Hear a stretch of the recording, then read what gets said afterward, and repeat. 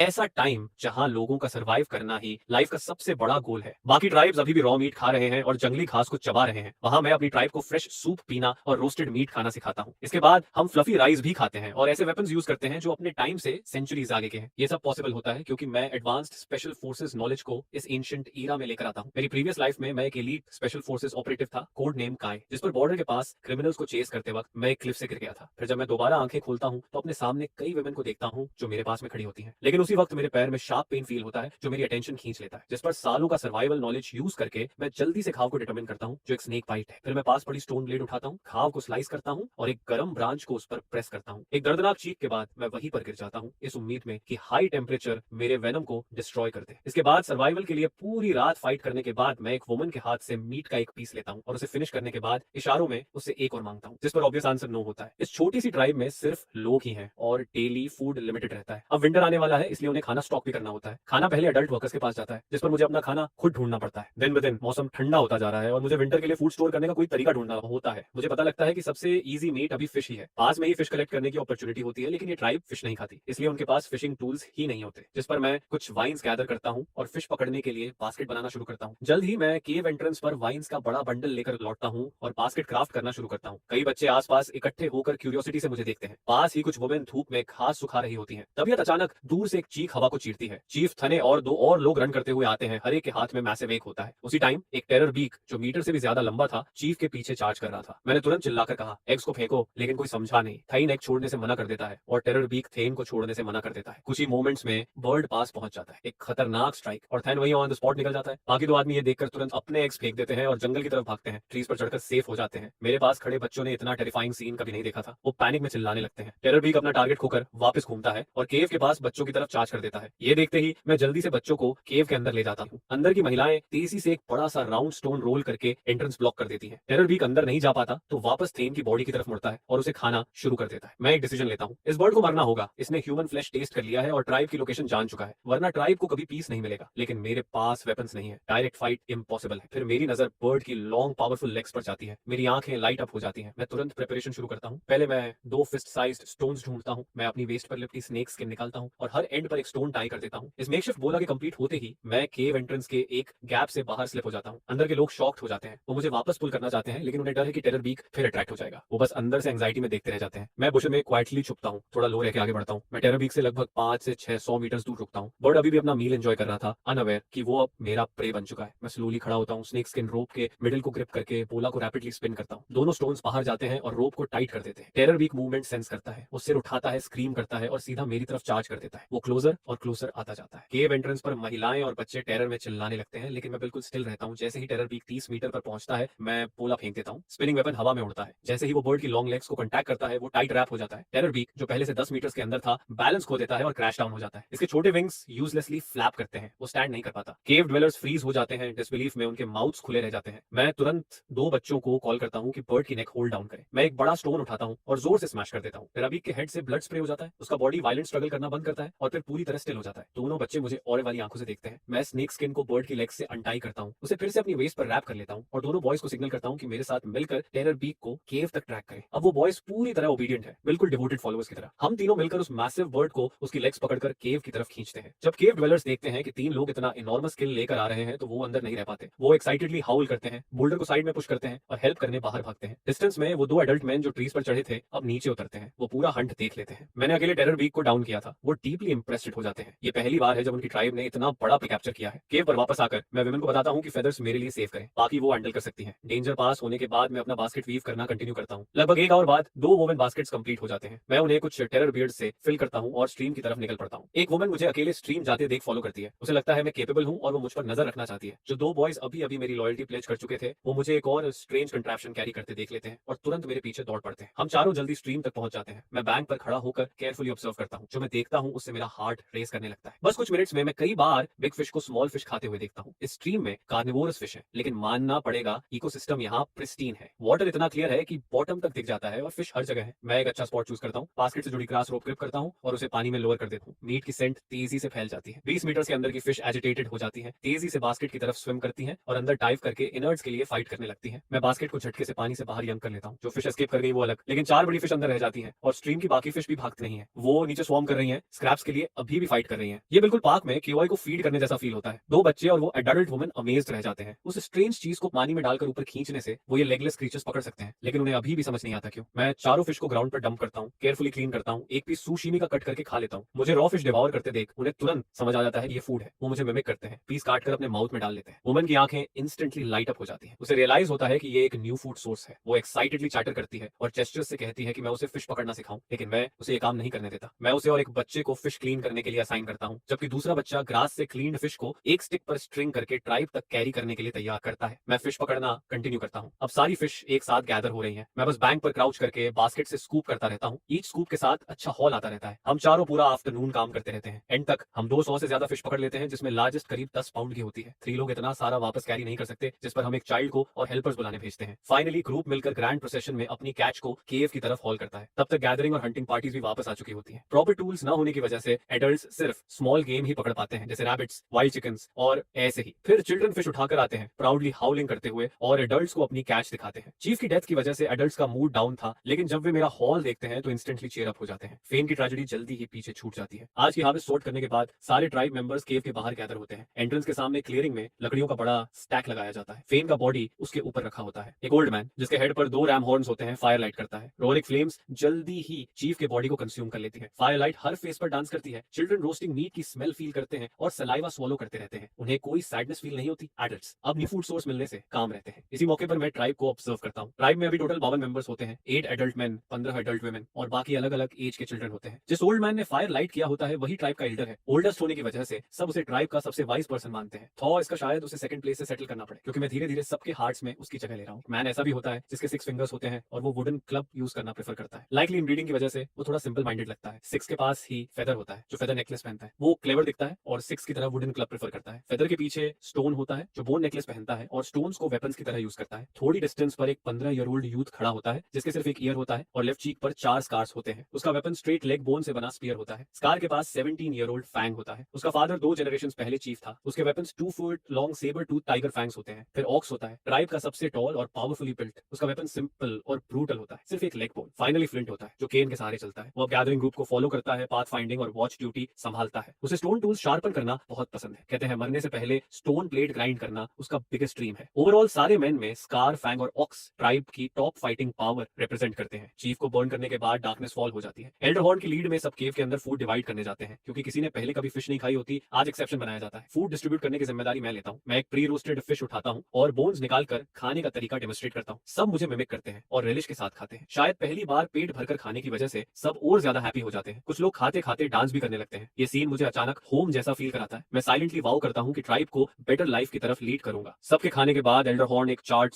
Stick लेता है और केव वॉल पर मेरी फिशिंग सीन रिकॉर्ड करता है। मीनवाइल मैं विमेन को बास्केट वीव करना सिखाता हूँ। मैं 2 ग्रास रोप्स ऐड करके उन्हें बैकपैक्स में कन्वर्ट कर देता हूँ। अब उन्हें फ्रूट्स और एनिमल हाइड्स कैरी करने के लिए हाथों की जरूरत नहीं रहती, जिससे गैदरिंग एफिशिएंसी काफी इंप्रूव हो जाती है। विमेन उन्हें इमीडिएटली लव करने लगती हैं, टर्न बाय टर्न पहनकर देखती हैं और उतारने का मन नहीं करता। फाइनली वे डिसाइड करती हैं कि कल और वाइन्स गैदर करेंगी ताकि अपने बैकपैक्स बना सके। ग्रेटिट्यूड दिखाने के लिए गैदरिंग टीम से 2 डियर हाइड्स सेलेक्ट करके मेरे हैंड्स में रख देती हैं। इस मोमेंट से मैं ट्राइब का पहला चाइल्ड बन जाता हूँ जो एनिमल हाइड पहनता है। बट मैं स्टिंजी नहीं होता। मैं एक हाइड रखता हूँ और दूसरी 2 और 3 ईयर ओल्ड चिल्ड्रन की मदर्स को दे देता हूँ, ताकि वो अपने किड्स के लिए क्लोथ्स बना सके। चिल्ड्रन का इम्यून सिस्टम वीक होता है और प्रिमिटिव सोसाइटी में मेडिकल केयर न होने की वजह से सिंपल कोल्ड या फीवर भी फेटल हो सकता है। इसलिए एक डियर हाइड एक लाइफ के बराबर होता है। मुझे बिलीव है कि फ्यूचर में अगर मुझे उनकी हेल्प चाहिए होगी तो वे पीछे नहीं हटेंगी। नेक्स्ट मॉर्निंग मैं जल्दी वेकअप करता हूँ। सिंपल मिलिट्री एक्सरसाइजेस के बाद मुझे थर्स्टी फील होता है, लेकिन जब मैं स्टोन बेसिन देखता हूँ जहाँ सब साथ में वाटर ड्रिंक करते हैं तो मैं उससे पी नहीं पाता। वाटर होल्ड करने के लिए वेसल्स बनाने का टाइम आ जाता है। सून ट्राइब मेंबर्स केव से बाहर निकलते हैं चैटरिंग करते हुए, बट आज वे हंट के लिए रश नहीं करते। एल्डर हॉर्न सारे मेन को केव एंट्रेंस की क्लियरिंग में गैदर करता है। लगता है नया चीफ सेलेक्ट होने वाला है। मुझे रियलाइज होता है कि चीफ बनकर ही मैं सबको कमांड कर सकता हूँ, जिस पर मैं सिलेक्शन में ज्वाइन करता हूँ। सिलेक्शन मेथड सिंपल और ब्रूटल होता है। 2 मेन बिना वेपन्स फाइट करते हैं। स्ट्रॉन्गेस्ट नेक्स्ट चीफ बनता है। सून, स्कार और ऑक्स विक्टोरियस निकलते हैं। उनकी फाइट देखकर मैं हेल्पलेसली हेड शेक करता हूँ। कोई टेक्निक नहीं होती, सिर्फ ब्रूट स्ट्रेंथ का कॉन्टेस्ट होता है। फिर स्कार और ऑक्स के बीच मैच होता है। 6 फुट 3 का ऑक्स आयरन टावर की तरह खड़ा रहता है। स्कार को अप्रोच समझ नहीं आती, लेकिन वो बैक डाउन नहीं करता। इंस्टेड वो स्क्रीम करता है और फर्स्ट अटैक लॉन्च करता है। लेकिन जैसे ही वो ऑक्स तक पहुंचता है, ऑक्स के मैसिव हैंड्स उसकी शोल्डर्स ग्रैब कर लेते हैं। स्कार रिएक्ट कर पाता उससे पहले ऑक्स उसे कई मीटर्स दूर हल कर देता है। वो थड के साथ ग्राउंड पर क्रैश करता है और कुछ टाइम तक उठ नहीं पाता। ऑक्स एक्साइटेड होकर चेस्ट बीट करता है। ट्राइब मेंबर्स एक्साइटमेंट में शाउट करते हैं और न्यू चीफ को अप्रूव करते हैं। तभी मैं कुछ स्टेप्स में उसके सामने वॉक करके आ जाता हूँ। वे स्टिल मी देखते रहते हैं। ऑक्स मुझे किड देखकर चैलेंज करता हुआ देखता है। वो चेस्ट बीट करता करता है और रोर करता है, लेकिन मैं बैक डाउन नहीं करता। मैं फाइटिंग स्टांस में उसके सामने स्टैंड करता हूँ। ऑक्स मुझे डाउन देखता है, मेरी आईज मुश्किल से उसके चेस्ट तक पहुंचती हैं। उसकी आईज कॉन्फिडेंस और कंटेम्प्ट से भरी होती हैं। वॉचिंग चिल्ड्रन मेरे लिए चीयर करते हैं, हाउलिंग एनकरेजमेंट के साथ। मैं हेजिटेट नहीं करता, मैं ऑक्स की तरफ रश करता हूँ, अपना लेफ्ट फुट उसके स्लाइटली बेंट थाई पर प्लांट करता हूँ और लीप करता हूँ। मेरा राइट नी जोर से ऑक्स के जॉ में ड्राइव करता है। कोई रिएक्ट कर पाए उससे पहले ऑक्स स्ट्रेट डाउन गिरता है, ग्राउंड पर रोल करता है और ग्रोन करता है। ट्राइब मेंबर्स इंस्टेंटली स्टन्ड रह जाते हैं। ऑक्स ट्राइब का स्ट्रॉन्गेस्ट वॉरियर होता है, इवन अगर वो हारता भी तो एक मूव में नहीं, और वो भी एक अंडर एज चाइल्ड से। एल्डर हॉर्न सडनली बहुत एक्साइटेड हो जाता है। एक बेसलेस बट पावरफुल फीलिंग उसके हार्ट में राइज करती है। अनाउंसमेंट करने से पहले ही ट्राइब मेंबर्स मुझे हाई लिफ्ट करके एयर में टॉस करने लगते हैं, न्यू चीफ के बर्थ को सेलिब्रेट करते हुए। जस्ट 2 डेज में मैं ट्राइब के लिए बहुत सारे मिरेकल्स लेकर आया होता हूँ। यही रिजल्ट सब चाहते थे। ऑक्स अब रिकवर कर चुका होता है और क्लियरली कन्विंस्ड नहीं होता। क्राउड की शॉक्ड क्राइज के बीच वो फिर से मेरी तरफ चार्ज करता है। ये देखकर मैं इमीडिएटली फ्लिप डाउन करता हूँ। जैसे ही ऑक्स रीच करता है, मैं उसकी 2 फिंगर्स ग्रैब करता हूँ और फोर्सफुली फॉरवर्ड यैंक करता हूँ। फिर साइड स्टेप लेकर उसके पीछे सर्कल करता हूँ और उसके नी के बैक पर जोर से किक करता हूँ। ऑक्स फेस फर्स्ट ग्राउंड पर गिरता है। जितना वो स्ट्रगल करता है उतना पेन बढ़ता जाता है। लेस देन 2 मिनट्स में ऑक्स जैसा पावर हाउस भी मर्सी के लिए बेग करता है। टीयर्स ऑफ स्नॉट उसके फेस से फ्लो कर रहे होते हैं। फाइनली मैं सॉबिंग बिग गाय को रिलीज करता हूँ, अपने हैंड्स डस्ट ऑफ करता हूँ और केव के अंदर वॉक करता हूँ। क्राउड फिर इरप्ट करता है। चिल्ड्रन एक्साइटेडली सेलिब्रेट करते हैं पहली बार किसी एडल्ट को डिफीट करने पर। वुमेन डिस्कस करती हैं कि वाइन्स कहाँ देखी थी और प्लान करती हैं कि टुनाइट मुझसे और बैकपैक्स वीव करना सीखेंगी। एल्डर हॉर्न कॉम्प्लेक्स एक्सप्रेशन के साथ केव को स्टेयर करता है, डीप थॉट में लॉस्ट। उसी मोमेंट मैं कंप्लीटली न्यू लुक में बाहर इमर्ज करता हूँ। मैं सिंपल डियर हाइट पहनता हूँ, मेरी jet black hair snake skin की स्ट्रिप से टाइट होती है। मैं क्लीन, शार्प और केपेबल दिखता हूँ। ये मेरा केयरफुली कंसिडर्ड न्यू स्टाइल होता है। कहते हैं ये अपीयरेंस एंशिएंट टाइम से चली आ रही है। अर्ली फार्मर्स अपने हेयर को बाइंड करना शुरू करते हैं क्योंकि लूज हेयर फील्ड वर्क में इनकन्वीनियंट होता है। ये एग्रीकल्चरल सिविलाइजेशन का एक इंपॉर्टेंट सिंबल बन जाता है। ट्राइब की स्टार स्ट्रक केजेस के बीच मैं क्राउड में वॉक करता हूँ और आज के टास्क असाइन करना शुरू करता हूँ। सबसे पहले मैं गैदरिंग टीम को रीऑर्गेनाइज करता हूँ। ट्राइब में अब 15 एडल्ट वुमेन होती हैं, उनमें से 6 प्रेग्नेंट होती हैं। रिमेनिंग 9 वुमेन प्लस फ्लिंट मिलाकर टोटल 10 लोग बनते हैं, लेकिन आज मैं सिर्फ 8 वीमेन को गैदरिंग के लिए भेजता हूँ। अब जब उनके पास बैकपैक्स हैं, उन्हें प्रोटेक्शन के लिए फ्लिंट की जरूरत नहीं रहती। ईच वुमन सेल्फ डिफेंस के लिए एक स्टिक कैरी कर सकती है। 6 प्रेग्नेंट वुमेन पीछे रुकती हैं, होम को वॉच करने और 2 और 3 ईयर ओल्ड बच्चों की केयर के लिए। ओल्डर चिल्ड्रन ग्रास गैदर करते हैं। रिमेनिंग वुमन 2 बॉयज को लेकर स्ट्रीम पर फिश कैच करने जाती है। अब हर किसी के पास काम होता है, लेकिन फ्लिंट को कोई असाइनमेंट नहीं मिला होता। वह थोड़ा डिजेक्टेड फील करता है। इस आदमी ने अपनी पूरी लाइफ स्टोन प्लेट ग्राइंड करने का वाव लिया होता है। मैं प्लान करता हूँ कि उससे पॉटरी बनवाऊं, लेकिन पॉटरी मेकिंग सिंपल नहीं होती, इसमें काफी प्रिपरेशन लगती है। इसलिए फिलहाल मैं उसे एक और काम असाइन करता हूँ। कल की फिश अभी ड्राइड नहीं हुई होती। सॉल्ट के बिना इस वेदर में ये जल्दी रॉट हो जाती है। स्मोक क्यूरिंग उन्हें सालों तक प्रिजर्व कर सकता है, जिस पर मैं फ्लिंट को प्रोसेस डेमोन्स्ट्रेट करता हूँ और फिर सारा काम उसी को सौंप देता हूँ। मीनवाइल मैं केव के सामने एक फ्लैट एरिया ढूंढता हूँ और किलन बनाने के लिए पिट टिक करना शुरू करता हूँ। किलन के 3 लेवल्स होते हैं, बॉटम ऐश रिमूवल और एयर फ्लो के लिए, मिडिल फायरवुड डालने के लिए और टॉप पॉटरी रखने के लिए होता है। 3 से 4 आवर्स के काम के बाद किलन फाइनली बन जाता है, लेकिन वेट किलन यूज नहीं किया जा सकता। मैं कल फिशिंग ट्रिप वाले 2 बॉयज को बुलाता हूँ और उन्हें हर लेवल में फायरवुड स्टैक करने को कहता हूँ ताकि बर्न किया जा सके। आफ्टरनून तक ये रेडी हो जाता है। सारे काम असाइन करने के बाद मैं पर्सनली स्ट्रीम पर क्ले सेलेक्ट करने जाता हूँ। मैं एक स्मूथ फ्लैट पेबल ढूंढता हूँ जिसे वर्क सरफेस की तरह यूज करता हूँ। क्ले को पाउंडिंग और नीडिंग करने के बाद मैं उसे शेप करता हूँ। जल्दी ही पहला स्मॉल वाटर जार बन जाता है, बॉटम से नैरो और टॉप से वाइड। सेम मेथड फॉलो करके मैं 3 और बनाता हूँ और उन्हें केव के पास ड्राई होने के लिए रख देता हूँ। इसके बाद सेवरल 2 हैंडल कुकिंग पॉट्स बनते हैं, डजन्स ऑफ क्ले बोल्स और कुछ स्मॉल यूटेंसिल्स। ये आइटम्स ब्यूटीफुल होने जरूरी नहीं होते, बस फंक्शनल होने चाहिए। मुझे अभी भी श्योर नहीं होता कि फायरिंग के बाद कितने सर्वाइव करेंगे। जब आफ्टरनून आधी गुजर जाती है, मैं सारे हाफ ड्राइड पीसेस को किलन में रख देता हूँ। 2 बॉयज और फ्लिंट पास खड़े होकर इंटेंटली वॉच करते हैं। न्यू चीफ ने एक ही दिन में इतने क्ले फेसेस बनाए होते हैं, उन्हें नहीं पता कि ये वर्क करेंगे या नहीं। मैं उन्हें इग्नोर करता हूँ। मैं फायर पिट के पास बैठता हूँ, प्लेंटी फायरवुड ऐड करता हूँ और इवनिंग तक वहीं रहता हूँ। गैदरिंग और हंटिंग पर गए ट्राइब मेंबर्स एक एक करके रिटर्न करते हैं। वुमेन की हार्वेस्ट अबंडेंट होती है। बैकपैक्स वाइल्ड फ्रूट्स और वाइन्स के लार्ज बंडल्स से